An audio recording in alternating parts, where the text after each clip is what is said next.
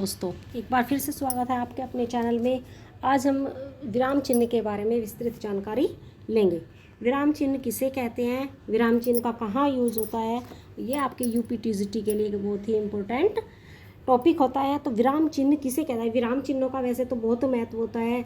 इसका प्रयोग किसी न कहीं कभी ना कभी किया जाता है हिंदी भाषा में, और इसका अगर सही से प्रयोग न किया जाए तो कभी कभी ये अर्थ का अनर्थ कर देता है। स्कूल हो या सरकारी एग्ज़ाम हो, हर जगह विराम चिन्ह से रिलेटेड क्वेश्चंस पूछे जाते हैं। तो आइए जानते हैं इसके बारे में कुछ महत्वपूर्ण।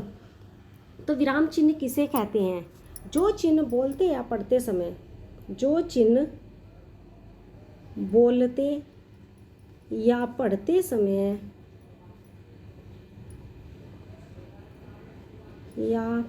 समय रुकने का संकेत देते हैं, रुकने का संकेत देते हैं। इसका मतलब कि जो चिन्ह हमें बोलते हुए या पढ़ते हुए रुकने के लिए कहते हैं, संकेत देते हैं, तो उसे हम विराम चिन्ह, उन चिन्हों को विराम चिन्ह कहते हैं।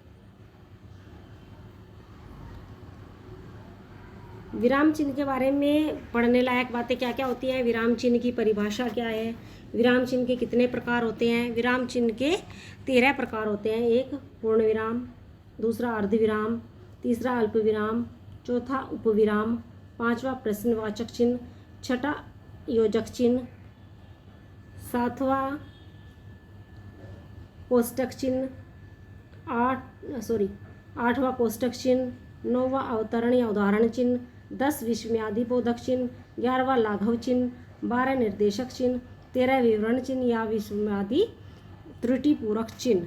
तो इस प्रकार से 13 या 14 आपके विराम चिन्ह दिए गए हैं, जिसकी हम विस्तृत जानकारी आगे लेंगे। पहले विराम चिन्ह की परिभाषा समझ लेते हैं। तो विराम का अर्थ होता है रुकना। लिखित भाषा में प्रयोग किए जाने वाले लिखित चिन्हों को विराम चिन्ह कहते हैं। लेखक के भाव बोध को सुबोध और सरल बनाने के लिए विराम चिन्ह की आवश्यकता होती ही है, लेकिन इसके साथ साथ हमें भी हिंदी को समझने के लिए या किसी बात को, किसी वाक्य को समझने के लिए विराम चिन्ह की ज़रूरत होती है, क्योंकि विराम चिन्ह लगते ही अर्थ बदल जाता है।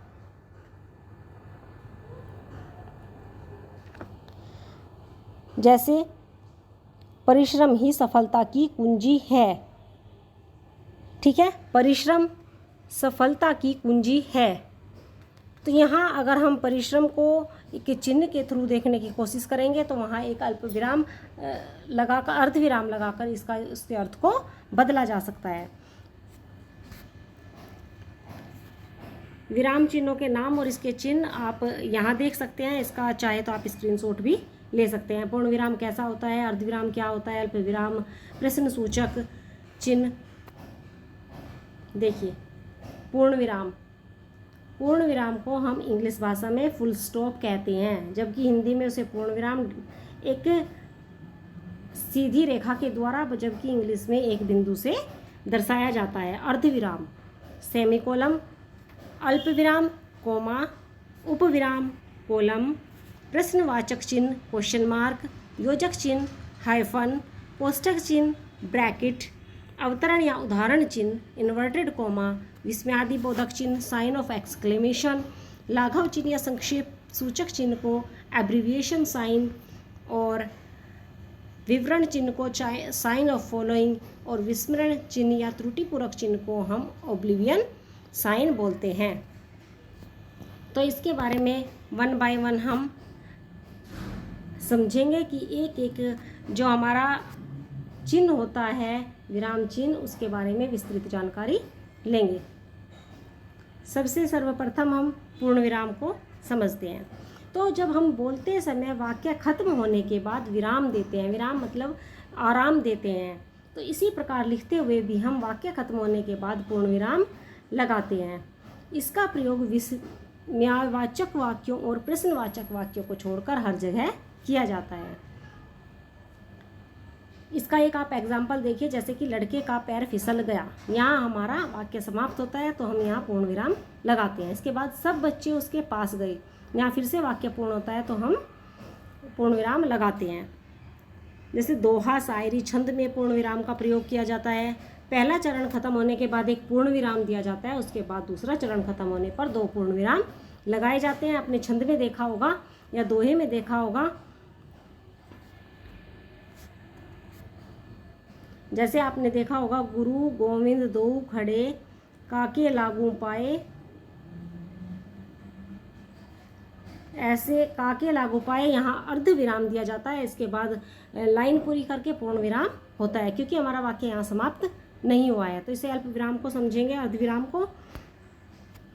अर्धविराम क्या होता है? जहाँ पूर्ण विराम की अपेक्षा यानी कि पूर्ण विराम की तुलना में कम देर या अल्प मतलब कि कम देर के लिए हमें रुकना होता है, तो वहाँ अर्धविराम का प्रयोग किया जाता है। और इसे हम इस प्रकार के संकेत से